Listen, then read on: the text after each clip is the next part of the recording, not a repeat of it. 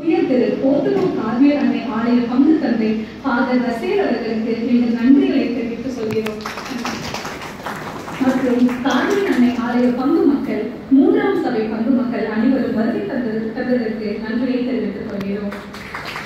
சிறப்பு நன்றிகளாக கார்மேல் மடத்தின் மேன்மைக்குரிய மதத்தை மாற்றே அவர்களை ஆதரவும் தக்க அறிவுரைகளும் அவருடைய முழு ஒத்துழைப்பும் இந்த பொன் விழாவினை சிறப்பிக்க பேருதவியாக இருந்தது. மிக்க நன்றி மதர்.